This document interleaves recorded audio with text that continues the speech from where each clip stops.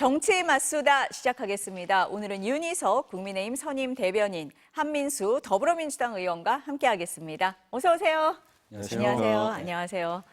오늘은 명태균 씨 관련 의혹으로 시작을 해보겠습니다. 명태균 씨의 옛 회사인 미래항공연구소가 비공개 여론조사를 했는데 이 여론조사를 대선 당일까지 윤석열 후보 캠프에서 논의했다라는 주장이 나왔습니다. 대선 당시에 윤석열 캠프 정책총괄 지원실장을 지냈던 신용환 전 서원대 석좌 교수의 말인데요. 투표율 전략을 짰고 윤석열 후보도 이것을 알았을 거다, 이런 주장입니다. 먼저 발언 들어보시겠습니다. 어디 빨리 독려해라, 투표 동네해라, 투표장 가라고 막 전화 문자 돌려라 막 이렇게 되는 거죠. 그런 거를 짜려면 기본이 되는 게 여론조사 전략 전술에 대한 이제 결론을 내리고 하는 것들이 있는데, 그거에 대해서 보고 드릴 때는 당연히 이러이러했기 때문에 이렇게 하는 게 좋겠습니다라고 후보를 설명하고 설득하는 과정이 있었지 않을까요? 상식적으로. 지금 이 신정 교수가 공개한 보고서를 보면요. 대선 하루 전날 재작년 3월 8일 날 조사한 여론조사인데요. 보고서 작성 날짜가 3월 8일 저녁 6시 20분으로 돼 있고 최종 수정일이 대선 당일인 오후 2시 31분 이렇게 돼 있습니다. 이 보고서를 윤석열 캠프 전략회의에서 사용했다, 이런 주장입니다. 그동안 대통령실에서는 윤 대통령이 명 씨를 경선 이후에는 안 만났다, 거리를 뒀다 이렇게 얘기했고, 명 씨도 공표되지 않은 여론조사는 보고 안 했다 이렇게 얘기를 해왔잖아요. 근데 이 신정 교수의 주장하고 배치되는 거예요. 이렇게 되면 어떻습니까? 신용환 교수가 그러면 당시에 윤석열 후보를 대면해서 같이 뭔가를 논의했느냐 여부를 확인을 했어야죠. 그 질문이 성립을 하려면. 제가 볼 땐 그러지 않았으리라고 봅니다. 저분도 이랬을 거예요라고 얘기를 하고 있고, 제가 좀 이상하게 생각하는 것은 지금까지 명태균 씨가 여론조사를 함에 있어서 조작했다, 뭐 이 얘기를 가지고 많이 얘기를 했잖아요. 지금 명태균 씨가 그날 했었던 보고 내용도 들어보면 한 9% 정도 윤석열 대통령이 이기는 걸로, 당시 후보가 이기는 걸로 한 여론조사 결과를 가지고 뭐 투표 동료를 했네 뭐 이런 얘기를 하는데, 실제 투표 결과하고 너무 다르잖아요. 그런 수준의 보고서를 들고 대선 캠프에서 정말 중추적인 일을 하시는 분들이 논의를 했겠느냐, 말이 안 되는 얘기라고 생각하고, 저는 저분을 캠프에서 한 번도 뵌 적이 없어요. 오늘 장해찬 씨가 또 얘기한 걸 보면, 그때는 장해찬 씨는 꽤 그래도 핵심적인 논의 테이블에 있었던 분인데 본인도 모른다. 그리고 이런 걸 가지고 논의한 적 없다. 예를 들어서 권영세 총괄본부장 계신 데서 만약에 이 자료를 갖고 회의를 했다면 말이 되겠지만 네. 전혀 모른다. 이런 얘기를 했기 때문에 제가 볼 때는 저분이 뭐 어느 정도 역할을 했는지는 잘은 모르겠으나 후보에게까지 보고가 되는, 또 후보의 어떤 동선이라든지 그런 부분까지 관여될 수 있는 수준의 논의를 한 것으로 저는 보지 않습니다. 그럼 이 직책이요, 정책총괄 지원실장이라고 돼 있는데 이 직책이 어떤 실무적인 거를 하는 직책입니까? 어떤 자리예요? 선거를 할 때는 네. 다 실장이고 다 본부장이고 막 그래요. 그러니까 우리가 보면은 뭐 그만 넘버 한 5 정도 되겠네. 정책은 이 사람이 다 아는 거구나, 이렇게 생각을 하지만 뭐 민주당도 마찬가지입니다. 선거에 있어서 캠프에서 부여할 수 있는 직위의 그 명칭은 어마어마해요. 후보 빼고 아마 다 줄 겁니다. 그렇기 때문에 거기에 너무 크게 의미를 두고 이분의 발언을 해석할 이유는 전혀 없다고 생각합니다. 그러니까 대변인님은 당시에 캠프에 있었는데 이 신정 교수를 보지 못했고, 그래서 이 신정 교수의 말의 신빙성이 의심스러운 부분이 있다, 지금으로서는 있다, 이렇게. 저분은 그렇게 생각할 수도 있는데 과연 그게 후보하고 직접 연결되는 부분까지 연결이 되느냐, 저분도 모를 거예요. 그러니까 실무단에서 이 자료를 봤을지는 모르겠지만 윤 후보가 이걸 알았을 거다라는 것까지는 장담하기 어렵지 않냐. 본인도 그랬을 거예요라고 얘기하고 있잖아요. 그 부분에서 일단 신뢰성에 의문이 간다, 저분은 신뢰하겠지만 저는 신뢰하지 않습니다. 않는다라고 말씀을 하셨습니다. 어떠세요, 의원님? 간단한 문제는 아닌 네. 것 같습니다. 네. 이제 뭐 논란을 우리가 여기서 많은 얘기를 하더라도 사실 지금의 검찰이나 뭐 특검이 될지 수사를 하면은 금방 나올 겁니다. 이거는 결국 남은 거는 윤석열 당시 후보가 이 보고서를 받았느냐 안 받았느냐, 그것만 남을 거예요. 왜냐하면 지금 앵커도 말씀하신 두 가지 그동안에 쭉 해왔던 대통령실과 명태균 씨의 주장들이 거짓이 돼버린 가능성이 높아졌어요. 일단 경선 이후에는 명태균 씨를 만난 적도 없다. 만날지는 않을 수도 있어요.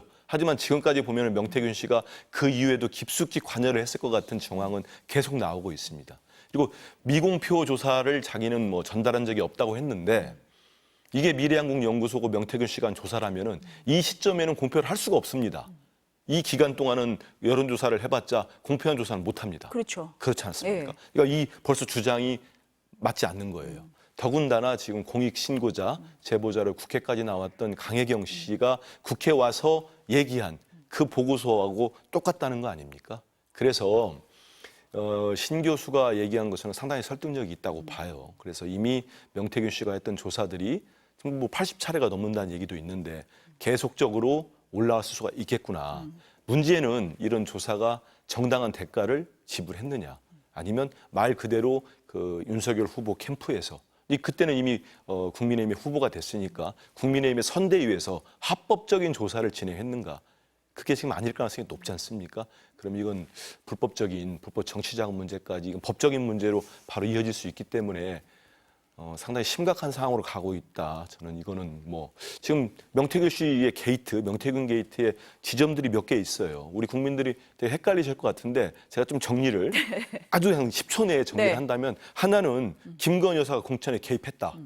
김영선 의원의 공천과 관련 여러 가지 지금 나오잖아요. 이준석 당시 대표까지도 관련되어 있는 지방선거 후보까지 여러 가지 나오고 있거든요. 공천 개입 문제가 크게 하나 있는 거고 지금 우리가 논의하고 있는 명태균 씨가 그럼 여론조사를 불법적으로 하거나 또 조작할 가능성이 있느냐, 이게 되게 큰 거거든요.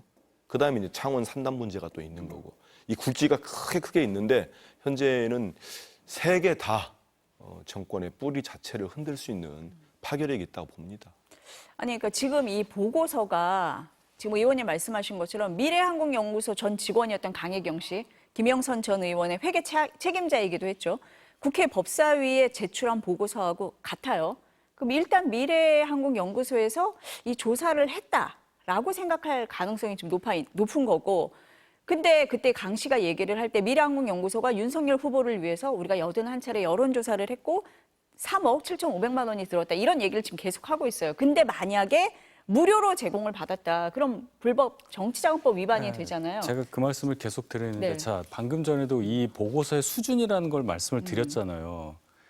이걸 가지고 저희가 정말 근간으로 삼아서 선거 전략을 펼치고 한 9% 이기는데 1%도 못 이긴 선거를 그렇게 했는데 그럼 저희한테 민주당 졌다는 얘기예요. 그런 엉터리 보고서에 근거한 전략을 짠 저희한테 당시 여당이 민주당이 졌다는 얘기라고요. 이 의미를 생각해 보자 말이에요. 제가 조롱하는 게 아니라 이 정도 보고서를 가지고 대선 캠프가 움직일 정도냐? 저는 그렇게 보질 않아요. 여론조사를 여기서만 할 수 있는 것도 아니고 훨씬 더 규모가 있고 공신력 있는 여론조사 결과를 우리는 그냥 봅니다.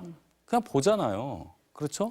이 사람이 무슨 특별한 능력이 있어서 다른 여론조사 기관에서는 못 잡아내는 부분을 잡아낸다든지 그런 거 있을 수가 없어요. 있으면 조작을 하겠어요? 조작했다고 주장하시니까.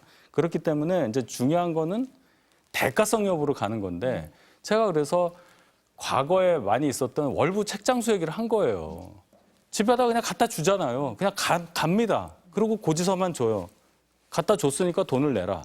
아마 그 정도 수준이라고 저는 생각을 해요. 너무 단순하게 제가 비유할 수 있을지는 몰라도 이 사람한테 직접적으로 발주를 했다든지 이 사람이 발주에 의해서 작성한 보고서를 정말 후보가 정독을 하고 이것을 정말 전체 회의에서 중요한 회의에서 이것을 근간으로 해서 회의를 했다든지 이런 게 아닌 이상 수많은 사람들이 가지고 오는 자료 중에 하나일 텐데 그걸 가지고 정치자금법에 의해서 대가를 지불하지 않고 받았으니까 이거는 문제가 있다 하는 것 또한 견광부회라고 저는 생각합니다. 이게 정상적인 선거 조직이나 정상적 정당 상황이거나 뭐 후보 간의 관계도 그렇다면은 우리 윤 대변인 주장에서는 상당히 일리가 있다고 봐요. 여러 가지 보고서가 올 수 있겠죠. 뭐 후보한테 잘 보고 싶어서 보내는 사람도 많고 할 텐데, 근데 그렇게 보기에는 지금 너무 많은 것들이 드러나고 있습니다. 결정적인 건 명태균 씨도 본인도 주장했지만 김건희 여사와는 꾸준히 연락을 해왔다. 그리고 최근에 본인이 하나의 그 문자 주고받은 걸 공개를 했어요. 거기에 보면 우리 국민들이 되게 저는 모욕감을 느꼈을 거라고 봐요. 거기 보면 김건희 여사가 그 오빠가 뭐 친오빠인지 대통령을 지칭하는지는 뭐 논란이 많습니다만 우리 국민들 앞에서는 그렇게 사과도 안 하시는 분이 그분한테 용서해달라고 하면서 되게 비굴할 정도로 높이 떠받듭니다. 그런 관계를 우리가 아는 거예요. 그러고 많은 개입을 했다고 보이고 스스로 주장하고 강혜경 씨도 들었다고 하면서 주장하는 녹취를 공개하는 거 보면은 거의 뭐 공천을 다 준 것처럼 하지 않습니까? 김영선 의원이랄지 이런 주장들이 많이 나왔어요. 그러면서 여러 가지 관계가 명태균 씨가 총선 때 지난번 뭐 보궐선거도 그렇고 대선 때도 우리가 생각하는 것보다 지방에 하나 있는 무슨 여론 전문가가 아니라 대단히 대통령 부부와 깊은 관계를 맺으면서 본인이 주장한 것처럼 정말 영적 대화를 나눠가면서 대단한 많은 영향을 미쳤겠구나. 그런 상황에서 이게 나오는 겁니다. 그리고 신용환 교수 같은 경우는 본인이 중체 총괄을 했다고 하지 않습니까? 그런 중요한 테이블에 올라왔다고 하니 이거를 수많은 보고서 중에 하나로 치부할 수는 없는 겁니다. 그리고 또 강 씨의 주장 중에 뭐가 있습니까? 3억 얼마만큼의 3억 7천만 원인가요? 여론조사를 했는데 비용을 못 받았다는 거예요. 그 비용의 대가가 무슨 뭐 공천이었다. 이런 주장들이 계속 나오고 있는 거 아닙니까? 그래서 이런 것들은 밝혀질 수밖에 없는 겁니다. 수사를 할 수밖에 없는 거고. 그래서 이게 상당히 신빙성이 떨어지는 조사다. 후보는 몰랐을 거다. 이렇게 그냥 정말로 퉁치고 이렇게 치부하고 넘어가기에는 그런 사안은 아니다. 심각해졌다고 봅니다. 그러니까 지금 말씀하신 것처럼 말의 신빙성 이런 걸 떠나서 윤석열 대통령과 김건희 여사 또 명 씨와의 관계가 어느 정도 드러난 게 꽤 있기 때문에 그러니까 명 씨가 어떤 보고서도 올리고 지속적으로 관계를 맺지 않았겠느냐 이런 생각을 하게 되는 거거든요. 그래서 여당에서도 아니 그러면은 대통령이 왜 이런 명 씨 같은 사람하고 계속 관계를 맺었을까라고 했을 때 정치 신인이라서 그랬을 수 있다라고 얘기한 여당 중진도 있거든요. 그러니까 그런 부분 때문에 이게 아예 없는 일이야, 신빙성이 없어라고 치부되지 않는 그런 이유가 되지 않겠습니까? 그래서 네. 제가 이제 시기를 나눠서 말씀을 드리는 게 경선 초기에는 분명히 윤 대통령도 이분하고 2번 만났다고 말씀을 하셨고 교류가 있었다고 봐야 되는데 별로 신뢰할 수 없는 사람이라고 생각해서 교류를 안 하셨다는 거 아니에요? 근데 그 이후에 김건희 여사는 소통한 것이 있다라고 인정을 했어요. 그렇죠. 자, 그러면 이 보고서라는 게 어디로 흘러갔냐를 봐야 되는 거예요. 적어도 윤 대통령한테 직접 갈 리가 없다고 제가 주장을 하는 거예요. 그리고 수준이라는 게 있습니다. 그 수많은 보고서를 다 그걸 볼 수가 없어요, 후보가. 그러면 그걸 다 정제해서 올리게 되겠죠. 이 정도 보고서를 올리지 않아요. 그러니까 이걸 너무 크게 보시지 말아달라는 말씀을 하고 강혜경 씨가 나와서 국회에 나와서 얼마 4억 가까이 썼는데 돈을 못 받았으니까 이거는 김영선 의원의 공천으로 퉁친 거다. 이런 식으로 얘기를 하는데 강혜경 씨 입장에서 그렇게 볼 수가 있어요. 명태균 씨가 그렇게 얘기를 하니까. 그러면 제일 중요한 것은 명태균 씨 때문에 김영선 의원이 정말 전적으로 명태균 씨의 영향력에 의해서 공천을 받았냐는 거냐. 그럼 그 과정에서 김건희 여사가 당에 어떠한 압력이나 영향력을 끼쳐서 공천을 관철했느냐. 이게 제일 중요한 겁니다. 그게 입증이 돼야 나머지 얘기들이 다 맞아 돌아가는 거가 되잖아요. 근데 우리는 그 부분을 몰라요. 적어도 저희 당에서 그런 시스템이 없습니다. 그렇기 때문에 다른 얘기들은 이것이 없으면 아무것도 아닌 얘기가 돼요. 자기들끼리 얘기가 된다는 말씀입니다. 근데 이제 이게 공개가 되고 네. 신용환 교수가 이제 주장한 다음에 이제 강혜경 씨하고 또 똑같은 일치하는 보고서가 나오면 일전에 명태균 씨 주장이 나오니까 대통령실이 해명을 나왔다 그게 발목이 잡혔잖아요. 지금 이 순간까지 제가 들어오기 전까지 체크를 해봤는데 대통령실이 단 한마디 입장도 지금 못 내고 있습니다. 아마 장해찬 전 최고위원 정도가 입장을 낸 것 같은데 대통령실이 못 내는 거죠. 왜냐하면 그 이후에 명태균 씨가 올린 SNS 메시지 보면 건곤 일척인가 이런 표현들이 있습니다. 섣부르게 또 이거는 우리는 전혀 참고하지 않았다. 예를 들어서 아니면 대통령은 이런 보고서를 보지 않는다. 수준 낮다. 그러는 순간 2,000건인지 4,000건인지 모르겠습니다. 파묻어놨다는 표현까지 나오잖아요. 명태균 씨가 가만히 있지 않을 겁니다. 이런 것도 여사하고 주고받은 아니면 대통령이랄지 주고받은 또 SNS 메시지를 공개도 할 수 있는 거예요. 되게 위험한 상황이 온 겁니다. 대통령이 대응이 안 되는 거예요. 만약 이런 주장 위험하죠. 왜냐하면 지금 국민의힘이 우리 민주당도 마찬가지입니다. 대선 끝나고 국민의 세금으로 지원받지 않습니까? 그런 다 신고합니다. 선관위에 다 신고하는 거예요. 얼마 썼다. 없어요. 이 미래한국연구소하고 조사한 게 하나도 없습니다. 계약 맺은 건 없다가 81건이 없는 지금 거예요. 나온 거죠. 나온 거죠. 계약을 맺을 일이 맺을 일이 없죠. 없다. 왜 이런 예, 업체랑 예, 계약을 예. 맺어요? 그렇죠. 그 주장이 맞아야 되는 건데 예. 지금 81건에 뭐 3억 7,500만 원까지 했다는 사람은 있는 거니까. 근데 당에서는 이거 기록이 없는 거 아닙니까? 결국 이거 불법적인 조사가 했다면 되는 거예요. 지금 그런 주장들이 나오고 있기 때문에. 지금 대통령실 어지간하면 이런 해명 나올 수밖에 없는 건데 해명을 못 하고 있는 겁니다. 그래서 여러 가지 지금 키를 준 사람들이 몇 명이 있죠. 명태균 씨도 여러 가지 고민을 할 거라고 저는 봅니다. 저는 뭐 일면식도 없지만 자기가 어떤 얘기를 할 때 이게 유법적으로 가느냐. 자신의 최종 목표는 구속도 안 당하는 거고 수사를 안 받는 거 아니겠습니까? 그래서 계속 이제 그 여권 입장에서는 좀 경계할 수, 긴장할 만한 것들을 폭로하고 있는 건데 그럼에도 불구하고 이게 어느 선을 넘었다. 결국은 나도 이제 더 이상 빠질 방법이 없다고 할 때는 저는 더 많은 폭로도 나올 수 있을 거라고 봐요.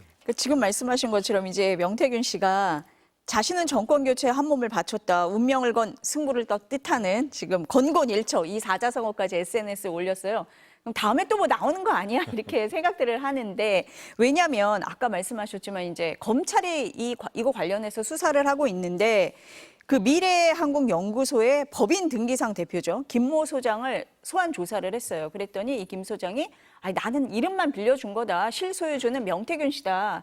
이렇게 주장하면서 명 씨가 여론조사 돈 받으러 비행기 타고 간다고 나한테도 말했어요. 이렇게 검찰에서 또 얘기를 해요. 그러면은 지금 다 명 씨를 향해서 뭔가 이렇게 죄어오는 그런 상황이거든요. 의원님 말씀하신 것처럼 명 씨가 아 그래? 또 하나.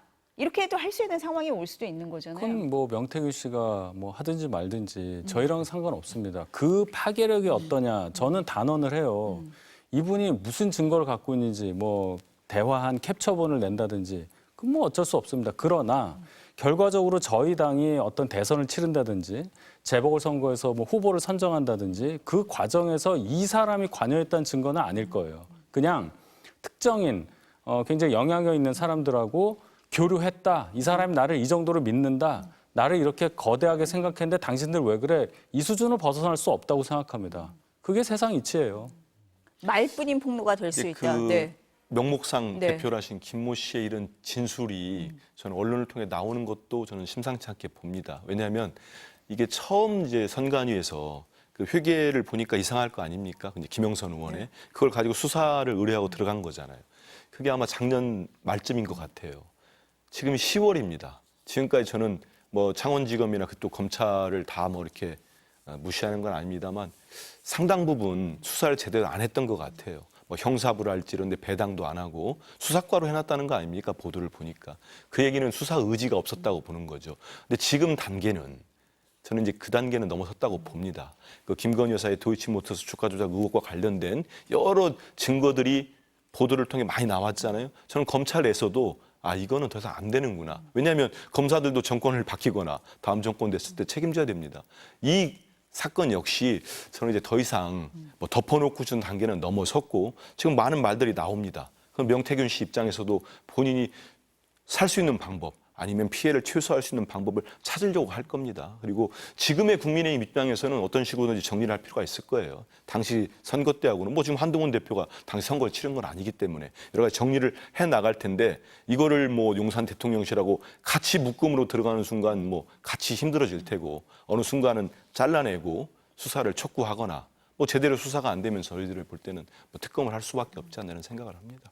아니 근데 지금 다음 달 1일 날 국회 운영위원회가 열리는데 대통령실 국정감사가 있죠. 신용환 전 교수를 민주당에서는 참고인으로 지금 부르겠다. 예, 본인도 뭐 나오실 네, 의지가 나온다고 지금 일부 언론에 그렇게 얘기를 한 상태인데 신 전 교수가 캠프에서 작성하거나 공유받은 내부 문건이 6,000개다 이렇게 얘기를 하면서 추가로 얘기할 수 있다 이렇게 나오고 있고 그날 강혜경 씨도 나온다고 합니다. 그럼 어쨌든 대통령실하고 국민의힘에서는 입장을 낼 수밖에 없는 상황으로 가지 않겠습니까? 제가 지금 여기서 말씀드린 것과 크게 다를 게 없어요. 신용환이라는 분이 과연 어느 정도 직책을 수행했느냐 그게 중요하잖아요. 이분과 정말로 이 문건을 가지고 선거 당일, 선거 전날 회의했던 사람이 누구며 그래서 그 회의 결과가 어떻게 전달했는가만 보면 알 수가 있어요. 여론조사 결과를 가지고 회의 전날, 수정은 회의 당일날 됐다는데 그날 뭘 하자는 거예요. 지금 얘기한 게 투표율 따라서 투표 독려한다는 얘기가 그렇게 더 있습니까? 이 정도를 가지고 뭘 그렇게 큰일이 난 것처럼. 이분요, 저희 당, 뭐 바른당 왔다 갔다 하시면서 여기저기 출마하셨던 분입니다. 자, 여기까지 얘기할게요. 네. 신 교수가 네. 나오셔서 6천 건이라고 했습니까? 네. 그중에 본인이 이제 뭐 지금 상당히 살펴보겠죠. 어떤 건들. 근데 보통 저도 뭐 선대위 있었습니다만은 중요한 회의들은 그걸 뭐 어떻게 받았는지 모르겠습니다. 신 교수가 이제 가지고 있는 게 어떤 서류인지 모르겠지만 중요한 회의들은 거기에 참석자들도 다 적시가 됩니다. 그래서 회의 문건이 뭔지는 모르겠어요. 우리 당 같은 경우는 중요한 회의에 하면은 참석자가 있고 그거 다 기록을 해야 될 거 아닙니까? 공식 기록이기 때문에. 그래서 선대위에서 만약 이분이 정책 총괄로 그렇게 몇 명 안 하는 정말 중심적인 핵심적 모임에 있었다면 본인 갖고 있는 서류에 후보가 있는 회의일지 다 적시가 될 겁니다. 그래서 공개하는 거에 따라서 말 그대로 그런 것들이 다 이제 국회에서 밝혀진다면 신 교수의 신뢰성 이런 것들이 입증이 될 거예요. 말 그렇지 않고 정말 출처도 잘 모르는 서류를 내렸을 때는 우리 윤 대변인 말씀한 대로 이거 어떻게 증명하지? 이런 말들이 나올 거지만 그렇지 않고 뭐 이번 몇 월 며칠 날 어디서 열린 회의에 참석자 명단 다 나옵니다. 그런 회의 자료가 다 있는 거예요. 막 그거를 백업받았다면은 신 교수의 주장이 상당히 설득력을 얻어가지 않을까라는 생각이 듭니다. 제가 이 말씀을 드릴게요. 이게 이 자료가 뭐 전략 보고서가 돼서 어느 지역에서 어떻게 했을 때 뭔가 표에 어떤 영향이 있고 뭐 이런 막 굉장히 정치한 보고서라면 매일 나올 수가 없습니다. 그냥 여론 동향을 체크한 걸 거예요. 뭐 여론 조사 형식을 빌었겠죠. 그런 게 큰 유의미하게 후보의 어떤 행동이라든지 동선에 영향을 줄 수가 없어요. 그냥 지금 어느 정도고 어느 정도 이기고 있고 어느 지역은 얼마가 이기고 요 정도 나올 수밖에 없는 거잖아요. 이게 마치 대단히 중요한 아무도 모르는 정말 1급 기밀 같은 정보를 이 사람이 생산을 해서 이걸 신용환이라는 분이 봐서 이거 우리가 선거 당일까지 봤다. 지금 계속 그 말씀하시는 거예요. 근데 네. 선거 전날에 네. 지금 여러 가지 우리 계속 논의했지만 명태균 씨는 비공개 여론조사를 보고한 적이 없다는 없다. 거고 대통령실은 경선 이후에 제대로 만난 적도 없다고 하는데 지금 여러 가지 나온 거는 정말 대선 마지막 날까지 이분이 여론조사를 했고 신 교수의 주장에 따르면 그리고 강영희 씨의 주장에 따르면 미래한국연구소라는 데 여론조사를 했고 그게 중요하게 회의 테이블에 올라갔다는 거 아닙니까? 이거를 밝혀내면 되는 거예요. 두 분의 주장은 그렇게 나온 거고. 근데 지금까지 대통령실이나 명 씨의 주장이 서로 설득력이 많이 떨어지잖아요. 이거 주장만 가지고도. 그렇죠. 이 조사가 제대로 됐느냐 아니면 뭐 얼마나 A급이냐 B급이냐 이런 주장이 아니잖아요. 그러면 제가 요 말씀을 드릴게요. 대선 경선 끝나고 저희가 대선 캠프를 만들었을 때 조직도가 있어요. 그때는 이제 총괄 선대본부장 체제로 바꾼 다음에 1월 3일에 저희는 선대위가 해체가 되고 다시 출발을 했잖아요. 그런 게 본부장 있었죠. 체제로 네. 그랬잖아요. 거기에 이분이 속한 그런 건 없어요. 제가 그 말씀을 드리는 겁니다. 캠프에 몸담은 사람으로서 그때 아니, 봤을 때 회의에 그렇지가 않았다. 회의를 네. 한다는 건 네. 좋아요. 회의를 했을 할 수도 있다. 중요하게 예, 했고 예. 뭐 좋은데요. 이 회의가 후보에게 직접 전달될 수 있는 정도의 회의냐 그 결과가 그게 중요한 거지. 몇 명이 이렇게 캠프 직위를 갖고 있는 사람끼리 모여서 이걸 가지고 얘기한 게 무슨 의미가 있냐고 제가 그 본질적인 문제를 드리는 건데 그 자리에 이제 이 명시 보고서가 여론조사 했던 게 올라왔다는 것 자체가 지금 그동안의 주장과는 배치되는 거잖아요. 아니 이분들이 어떤 분이냐가 중요한 거잖아요. 명 씨가 누구한테 줬냐가 중요한 거잖아요. 근데 그 지금까지 분이 나온 거를 보면은 중요한 분이라는 거를 제가 얘기를 하는 건데 제가 자꾸만 네. 신용환 교수라는 분을 저격하는 것 같아서 죄송한데 정말 그래요. 상황이 네. 권영세 총괄본부장도 있고 전체가 몇 명이 있는 가운데서 정말 딱 결정하는 그런 회의체에 이게 올라올 거리냐. 그렇다면 얘기가 다른 건데 전혀 그렇지 않다는 말씀을 드리는 겁니다. 신 교수는 일단 그런 중요한 일이 논의됐다고 하는 거고 또 갖고 있는 자료가 있으니까 네. 검증을 해야 되는데 제가 지금 계속 말씀드리지만 명태균 씨와 네. 김건희 여사의 그동안의 관계 여러 가지 뭐 영적 대화를 한 거랄지 쭉 지금까지 긴밀한 관계를 보면은 명 씨가 대선 과정에서 본인의 주장과는 다르게 끝까지 비공표된 여론조사를 했을 가능성이 높다. 그리고 지금 신 교수가 주장하는 것처럼 3월 8일 마지막 그 대선 직전에 회의에까지도 이 보고서가 있었다. 이런 주장이 있는 거 아닙니까? 저는 신빙성이 높아 보여요. 그래서. 캠프에 계셨던 입장으로서 아니다라고 주장을 하시니까요. 어쨌든 뭐 1일이죠. 금요일입니다. 그때 운영위에 신정 교수가 나온다고 하니까 나와서 뭐 다른 자료를 추가로 공개를 할지 뭐 신빙성이 있는 게 없다면 또 안 나올 수도 있고 자, 그러는 좋아요. 거니까요. 예, 자료 네. 공개할 수 있고 네. 그분이 발언해서 발언을 뭔가를 밝히고 싶은 공명심이 있을 수 있겠습니다만은 제일 중요한 것은 그분이 회의를 하는 그 회의가 어느 정도의 위상을 갖고 있는 회의였으며 이 자료의 중요성이 어떤 건지 제발 그걸 좀 봐주세요. 그날 명태균 나오면 씨가 그런 지금 것도 나오겠죠. 얘기가 혼재됩니다.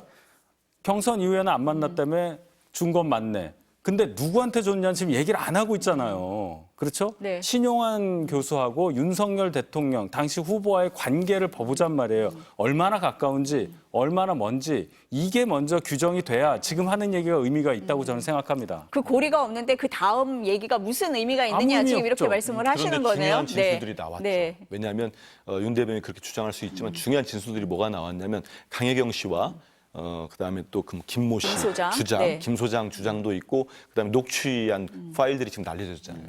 명태균 씨가 계속 얘기했다는 거 아닙니까? 여론조사 비용을 받으러 윤핵에 내가 매일매일 보고해야 돼. 이거는 명태균 씨가 실제 이렇게 많은 것들을 주장해 왔잖아요. 이건 밝혀져야 되는 거죠. 그러니까 지금까지 주장들과 여러 가지 정황으로 볼 때는 적어도 명태균 씨는 그냥 뭐 누구도 모르는 정말 모르는 혼자만 다녔던 그 정도의 사람은 아니다. 적어도 그렇다면 여사의 카톡이랄지 뭐 문자를 저렇게 불쑥불쑥 공개할 수 있을 정도의 위치는 아니다. 저는 그렇게 보고 있어요. 그게 합리적 추론 아니겠습니까? 이렇게 의심을 하는 거고 신빙성이 없다 이렇게 주장을 아니요, 하시니까요. 명태균 네. 씨가 생산했던 그 보고서의 질이 제가 표현하기를 월부 네. 책장수의 책이라고 표현을 했습니다. 본인은 돈 받아오겠다고 얘기할 수 있어요. 근데 내가 실제로 그게 전달이 안 됐다. 안 됐을 전달이 가능성이 되든 높다고. 말든지 간에 그러니까. 자기 혼자 그냥 네. 갖다 주는 거를 수많은 자료를 접하는 선거 캠프에서 일일이 계약하고 갖고 오지 마세요. 할 수는 없어요. 갖고 오지 않을 수 오지 말라는 말을 할 수가 없습니다. 선거에서는 그냥 고맙습니다. 많이 도와주세요. 그 정도의 관계였을 저는 그렇게 거다라고 봐요. 말씀을 하시는데 윤 대변인 어쨌든 이번 얘기 듣고 명 네. 씨가 네. 뭔가 하나 깔 것 같은데요. 공개할 것 같은데. 나 이 정도 사람이다 하고 나올 것 같습니다. 저까지요. 아니 뭐 국회에도 네. 뭐 증인으로 나오신다고 하고 지금 검찰 수사가 진행이 되고 있으니까요. 저희가 이거는 조금 더 보도록 하겠습니다. 복잡한 여당 얘기 조금 더 해볼까요? 네. 네, 특별감찰관. 이게 내부 갈등이 정리가 안 되는 것 같아요. 오늘 친한계 김조영 최고위원이 회의에서 공개 의원총회를 열어서 토론과 표결을 하자라고 제안을 했습니다. 들어보시겠습니다. 당원과 국민들은 특별감찰관 추천에 대해 우리 의원들이 어떤 주장을 펴는지 알 권리가 있다고 생각을 합니다. 따라서 공개 의총을 통해 만약에 의총이 열린다면 공개 의총을 통해 토론과 표결이 이루어지기를 기대합니다. 신문 사설들은 특검까지 받으라고 아우성인데 특별감찰관조차 받을 수 없다고 한다면 사적 충성이 공적 의무감을 덮어버렸다는 비난을 피할 수 없을 것입니다. 지금 이제 회의에서 나온 발언이에요. 공개 의원총회 여기에 더 나아가서 표결까지 가능하겠습니다. 제가 볼 때는 그렇게 안 될 겁니다. 절레절레 흔드셨습니다. 일단은 네. 처음에 뭐 지난주에 대통령과 한 대표가 면담한 이후로 네. 뭐 이제 의총 얘기 나오고 특별감찰관제 얘기 나오면서 이제 얘기 나왔는데 의총 할 수는 있겠습니다만 의총에서 표결을 해서 당이 어떤 정책 사안을 정한다 그런 예가 거의 없다고 20년 가까이 국회의원 생활을 윤상현 의원이 말씀하셨어요.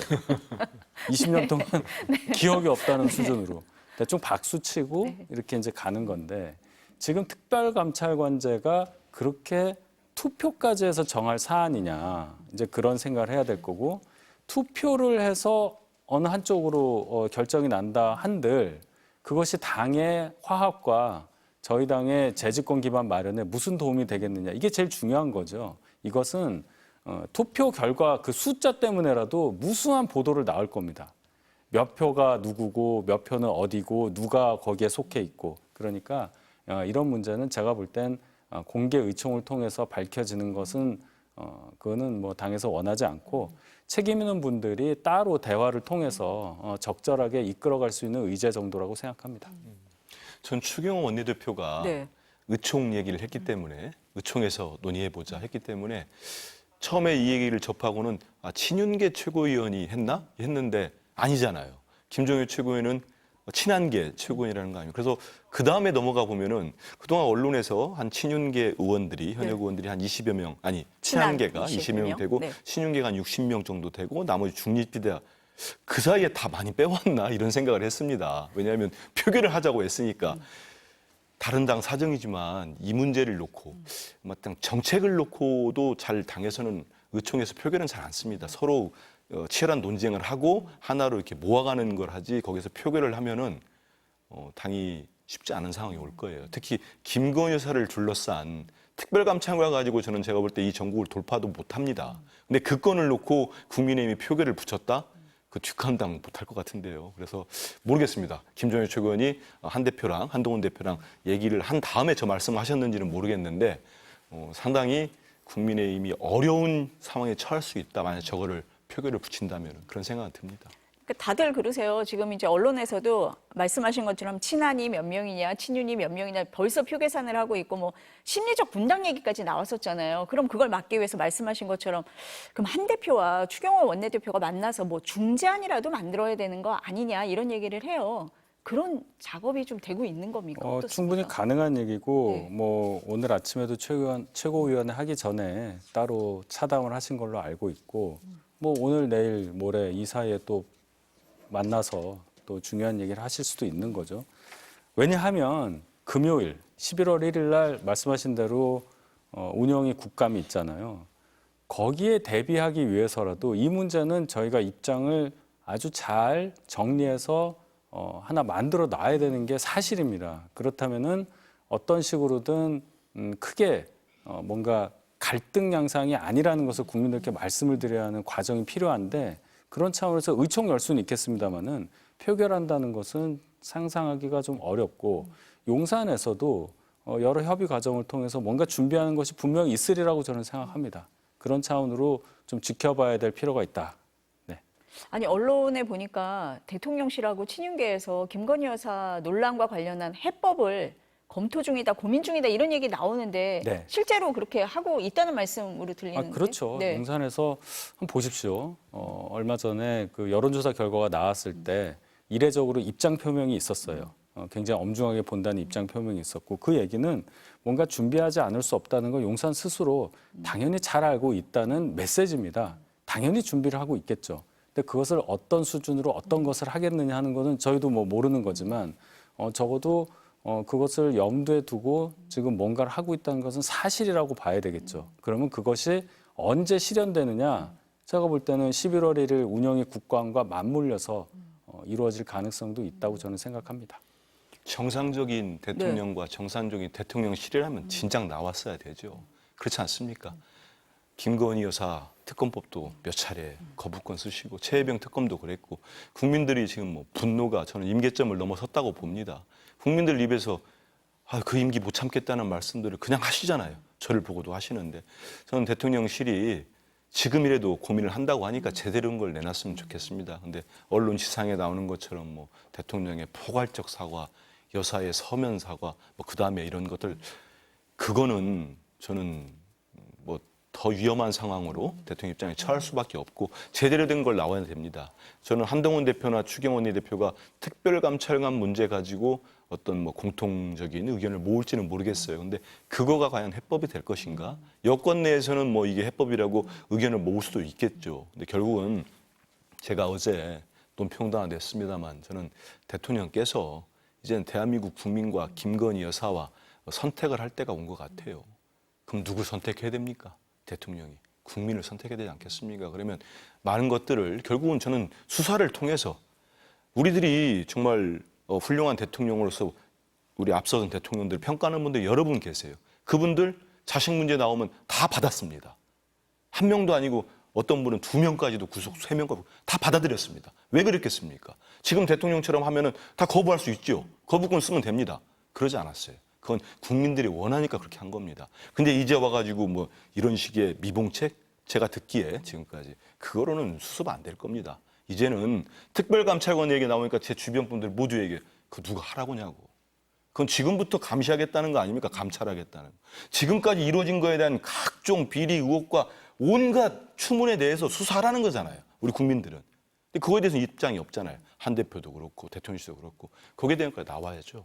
그래서 이번에 준비를 하신다고 하면은 저는 국민들께 정말 종합적으로 내놓을 수 있는 것들 미봉책이 아니라 정말 대통령께서도 이렇게 하겠다. 정말 잘못됐다.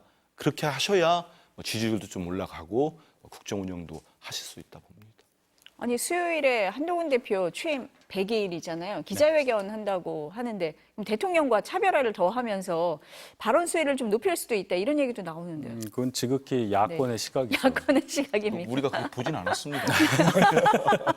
죄송합니다. 언론의 시각인가요, 그러면? 한동훈 네. 대표는 여당의 대표예요. 그리고 지속적으로 얘기한 것이 결국 윤석열 대통령을 지킬 수 있는 사람은 한동훈 대표라는 메시지를 발산하고 있다고 저는 생각합니다. 차별화라고 말씀하셨는데요. 그 차별화가 윤 대통령에 대한 어떤 이견의 표출이라든지 갈등을 더 크게 만드는 그런 것이 될 수가 없습니다. 지금 윤 대통령, 윤석열 정부의 성공을 위해서 저희가 일을 하고 있는데 그 과정에 있어서 생각이 다를 수 있는 그 과정이 도드라져 있는 단계라고 저는 봐요. 결국 두 분의 목표 똑같습니다. 윤 정부의 성공과 재집권. 뭐 당연히 그렇잖아요. 그런 차원에서 일을 하고 있는 거고 한 대표의 100일도 그것을 위한 노력의 일환이라고 저는 해석을 하고 그렇다면 100일 기자회견에서도 똑같은 발언이 있을 겁니다. 그것을 곡해해서 야 이것은 윤 대통령하고 완전히 다르게 갈 거라는 뭐 마이웨이 선언이다. 그것은 오보가 되리라고 저는 확신합니다. 오보입니까? 그렇게 네. 되면? 근데 오늘 국회에서 네, 네. 여러 가지 정치적 사안도 많고 명태균 게이트도 커지고 있으니까 우리들이 관심을 덜 쓰게 합니다만 오전에 네. 제가 볼 땐 중요한 이렇게 합의문도 나왔습니다. 여야 모두 국민의힘과 우리 민주당에서 정책개정과 수석 원내 부대표가 네 분이 만나서 서명도 하고 민생 협의체를 관련해서. 만들었습니다. 네, 네. 그게 발단이 이재명 대표와 한동훈 대표께서 9월 1일인가요? 만나서 공통 공약을 만들어가지고 민생을 챙기자. 저는 정말 이건 국민들께 박수 받을 일이라고 생각해요. 저는 그래서 한동훈 대표가 100일 기자회견 때 무슨 말씀을 해라 뭐 제가 주문은 안 하겠지만은 저는 큰 원칙은 있는 것 같아요. 그러니까 물론 재집권도 중요하고 윤석열 정부의 성공, 집권당 대표로서 그거 중요하지 않겠습니까? 하지만 그 못지않게 오늘 민생협의체까지 발족했듯이 한동훈 대표가 말씀 여러 차례 하신 게 있어요. 국민을 보고 가겠다. 전 정말 국민만 보고 갔으면 좋겠어요. 오늘 우리 이재명 대표도 뭐 권유도 하셨습니다만 국민만 보고 갔으면 좋겠어요. 그런다면은 그 전에 뭐 여러 가지가 수습책도 나오고 하면 좋겠습니다. 김건희 여사 문제를 비롯한 각종 국정 현안이 있지 않습니까? 안 나온다면은 저는 더 한동훈 대표가 국민들을 맞춰서 국민이 원하는 말씀을 많이 해줬으면 좋겠다 이런 생각을 합니다. 아까도 말씀하셨지만 이제 민주당에서는 그 여당에서 지금 특별감찰관 가지고 갈등을 빚고 있는데 그걸로는 안 된다는 거잖아요. 지금 특검으로 가야 된다 이렇게 강하게 밀어붙이고 있잖아요. 오늘 회의에서도 그런 얘기를 한 것 같은데요. 한번 들어보시겠습니다. 대통령 부부가 국민에게 진실을 고하고 김건희 특검을 수용하는 것만이 국민의 분노를 잠재우는 유일한 해법입니다. 그 외에 다른 출로가 없다는 점을 한시라도 빨리 깨닫기 바랍니다. 지금 민주당에서는 다음 달 2일 장외투쟁하고 14일 본회의를 열어서 김건희 여사 특검법 통과시킨다 이런 계획인 거잖아요. 저희 원내에서 네. 그런 논의를 하고 있고 네. 이제 본회의를 열어야 여러 법안 특검법을 포함해서 통과시킬 수 있기 때문에 여야 이제 원내 지도부 간의 협의가 있는 것 같습니다. 어느 날 뭐 본회의를 할 건가 해서 말씀하신 대로 그런 계획을 하고 있는데 저희들이 그 원내에서도 일 많이 합니다. 근데 장애만 하는 게 아니고 주말에 월화수 목 금까지 일하고 토요일 날 나가는 거기 때문에 너무 밖에만 나가는 게 아니다. 그럼요. 뭐라고 하실 문제는 아니고 네. 특히 우리 윤 대변인도 지지자 많으니까 만나시면은 저희들도 만나잖아요. 그러면 우리한테 많은 국민들이 뭐 하고 있냐고 질타도 해요. 정말 화가 나서 못 살겠다. 민주당 뭐 하냐고 저도 욕도 많이 먹습니다. 그래서 이번에 저희들이 처음에 이제 2일 날 국민 보고대회 형식으로 하려고 준비를 했습니다. 그게 뭐냐면 이제 국정감사 끝나고 당연히 뭐 국민들께 말씀드릴 수 있는 거죠. 그래서 지금은 이제 김건희 여사 특검법 이렇게 통과 촉구도 하는 그런 규탄대회가 할 건데 우리 국민들께서 지금 보니까 많이 같이 해주실 것 같습니다. 그래서 이런 동력들이 그게 무슨 뭐 윤석열 대통령이 끌어내리자고 하는 겁니까? 그게 아니고 정말로 윤 대통령이 정신 차려서 국민을 보고 정치를 해야 된다는 경고하는 거 아니겠습니까? 이런 국민들 공고, 계속 이 경고가 쌓였는데도 불구하고 지금처럼 계속 가신다고 하면은 뭐 그거야 본인이 책임져야 되겠죠. 근데 국민의힘에서는 다르게 보시잖아요. 15일 날 이재명 대표 1심 선고일에 맞춰서 이거 시선 돌리려는 거 아니냐, 방탄이다 이렇게 말씀을 하고 계신데요. 시선을 돌리려는 게 아니라 저희는 이제 유죄 판결을 날 거라고 확신을 하는데 그 이후에 투쟁할 거리를 만드는 준비 작업을 보는 거죠. 그러니까 무슨 얘기냐면 민주당이 국회 절대 과반을 점유하고 있은 지가 벌써 5년 가까이 되는데 장외로 나간다는 것 자체가 명분이 없잖아요. 제도권 안에서 싸우는 게 맞는 건데 과거에 소수 야당은 그럴 수 있는 사정이 있었다 하더라도 국회를 지배하고 있는데 왜 바꾸려고 합니까? 그럴 거면 국회의원 배지를 떼야죠. 선거는 왜 합니까? 총선은 왜 하고 국회의원은 왜 뽑아요?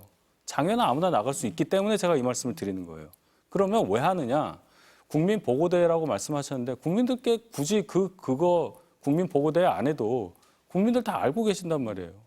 괜히 도심 점거에서 거기 장사하시는 분들, 통행하시는 분들 불편하게 하고 소음공해 일으키고 불필요한 돈 쓰고 이런 거 한두 번 본 게 아니잖아요. 제가 드리는 말씀은 그걸 통해서 아까 뭐 탄핵이나 이런 얘기 안 한다고 하셨는데 안 할 수가 없는 분들이라고 저는 생각을 하고 그 얘기는 이재명 대표 1심 선고 결과 15일, 25일 나오는 거 그것과 연관되지 않다고 볼 수가 없는 거예요. 말씀드렸듯이 그게 나오면 어떤 식으로라도 그것이 잘못됐다 또는 이것은 받아들일 수 없다는 얘기를 해야 되는데 앞에서 윤석열 정부의 어떤 잘못을 지적을 세게 해놔야 이 말을 할 수 있는 명분이 생기니 준비 작업을 한다고 저는 보는 거예요. 그러니까 이런 제가 오해를 했으면 좋겠어요. 제가 말씀드리는 게 오해일 수 있도록 장애 집회 같은 거 안 하시길 저는 바랍니다. 국민들이 저는 선거 치러보고 하니까 참 현명하시더라고요. 만약에 우리가 원내의 투쟁을 병행합니다. 민주당이 장외 투쟁 매일 가면은 1심 선고 안 할 겁니까? 매일 장외 투쟁하면 검찰 수사 저렇게 안 할 겁니까? 해왔잖아요.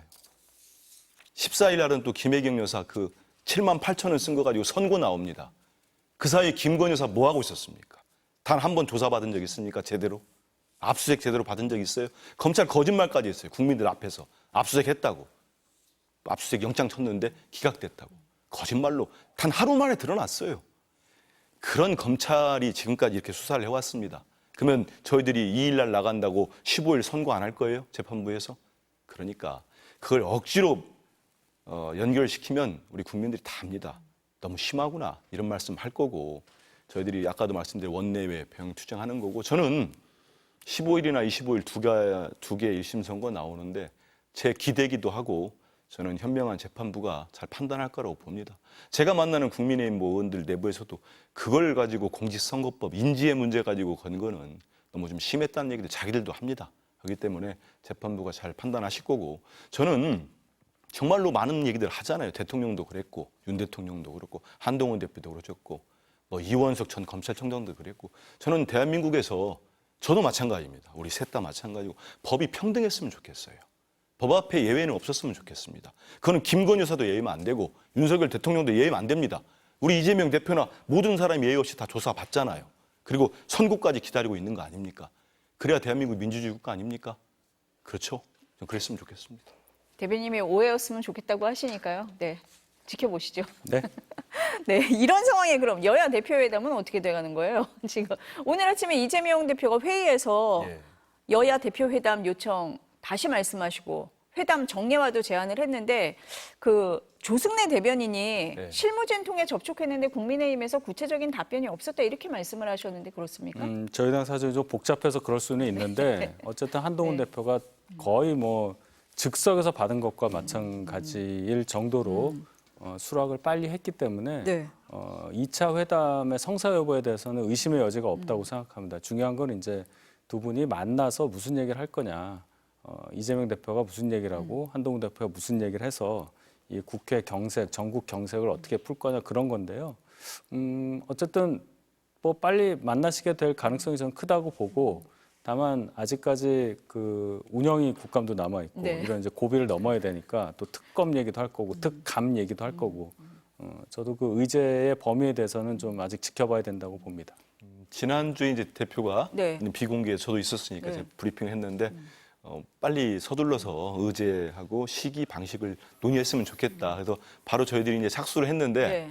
뭐 제가 저도 듣기로 조승래 대변인과 마찬가지로 듣기에는 이제 국민의힘 측이 좀 적극적이진 않은 것 같습니다. 현재 상황까지는. 복잡하시잖아요. 예, 국내 지금. 상황 네. 때문에 아니 당내 상황 때문에 그런 것 같긴 합니다만은 네. 전 두 분이 지난번에 따로 두 분만의 대화도 길게 가졌잖아요. 전 대표 말씀 들으니까 뭐 상당히 유익한 시간이었다고 하시더라고요. 하니까 잘 만났으면 좋겠어요. 그래서 빨리 이제 정리도 좀 하고 네. 두 분 만나서 민생협의체도 했으니까 정말 민생 문제, 이재명 대표 민생 문제에 있어서는 정말 적극적이십니다. 그래서 빨리 풀고 그다음에 특검 문제랑 이런 부분도 조율을 잘했으면 좋겠습니다. 그러니까 일각에서는 민주당에서 본회의가 다음 달에 지금 14일하고 28일 있잖아요. 네, 그 정도. 그러니까 이제 김건희 여사 특검법이 통과되고 재표결되는 시기를 좀 보고 있는 거 아니냐. 우리가요? 네. 그렇진 않습니다. 언론 보도도 그러면은 있던데요. 저희들이 네. 서둘러서 빨리 만나자 네. 제안하자고 하는데 네. 제가 오늘 아침에도 이제 그 협상 참고인 비서실장께 우리 네. 당대표 비서실장께 했는데 아무튼 계속 얘기를 하는데 피드백이 잘 안 오고 있긴 하답니다. 국민의힘으로부터. 의제는 그러면은 뭐 제한 없이 일단 논의가 될 거다 이렇게 보시는 거예요? 금투세 이번에 올라갑니까? 그러면 아무래도 아무래도 그 말씀을 네. 하실 거예요. 네. 민주당 입장을 저희가 잘 모르기 때문에 그리고 이제 금투세 이제 시행할 수 있는 시한이 점점 다가오기 때문에 그것은 저희가 줄기차게 주장해왔던 걸로 봐서는 당연히 그는 의제에 포함될 것 같고 이재명 대표도 하실 말씀이 많을 거 아닙니까? 결국 만나시게 될 거다. 예, 다 논의가 될 거라고 봅니다. 금투세는 아직 정리가 안 된 거죠. 우리 당은 이제 그동안 이제 네. 그 토론 디베이트도 했고 그다음에 여러 가지 의견들이 다 거쳤는데 그동안 국감이 있어가지고 했는데 네. 머지않아 우리 당의 입장이 정리가 되고 또 국민들 의견도 많이 들었고요. 그런 부분들은 나올 거고요. 저는 뭐 여야 대표 회담을 하면은 가장 큰 축 중에 하나는 민생 문제가 또 될 거고 민생협의체에서 논의 많이 하니까요. 하고 또 하나의 큰 축은 지금 뭐 집권 세력도 가장 힘든 문제가 김건희 여사 문제를 어떻게 해결하는 거 아니겠습니까? 저는 특검에 맡기는 게 방법인 것 같아요. 특검 뼈감찰과도 뭐 설치할 수 있는 거죠. 근데 특검을 하면 다 풀리게 돼요. 특검 해놓고 그 사이에 수사하는 기간 있잖아요. 여당은 여당대로 일하면 되는 거고 대통령도 이제 정신 차리고 일하면 되잖아요. 그래서 김건희 여사 특검은 반드시 정말 한동훈 대표가 제가 일전에 말씀드린 것처럼 발의하시면 됩니다. 생각하시는 게 있을 거 아닙니까? 그러면 우리 당이 열린 자세에 논의까지 하겠다고 했잖아요. 그러니까 김건희 특검법은 논의가 돼야 된다 이런 생각합니다.